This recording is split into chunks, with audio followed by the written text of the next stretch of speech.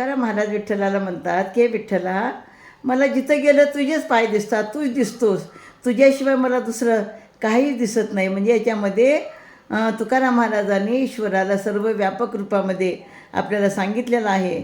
काय म्हणतात बघूया. जेथे माझी दृष्टी जाय तेथे पाय भाविनं, असे न या समाधाने पूजा मने करीन, अवघाच अवघे देशी सुख राशी संपन्न, तुका मने बंधन नाही, ऐसे काही ते करो. तर तुकाराम महाराज म्हणतात की मी जेथे जातो तेथे, जिथं माझी दृष्टी जाते तेथे तेथे मला तुझ्या चरणांचाच भास होतो. त्याच समाधानात मी सर्व काळ राहीन व मनोभावे तुझी पूजा करीन. देवा, तू सर्व काळात, सर्व देशात व्यापक रूपाने व सुखराशीने संपन्न आहेस.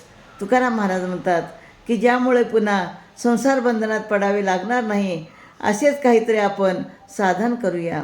म्हणजे या ठिकाणी तुकाराम महाराज म्हणतात की प्रत्येक ठिकाणी मला तुझेच पाय दिसतात, तुझ्या चरणाचा मला भास होतो आणि म्हणून मी तुझ्या चरणाची आणि तुझी मनोभावे पूजा करेन, असं या ठिकाणी सांगितलेलं आहे. रामकृष्ण हरी.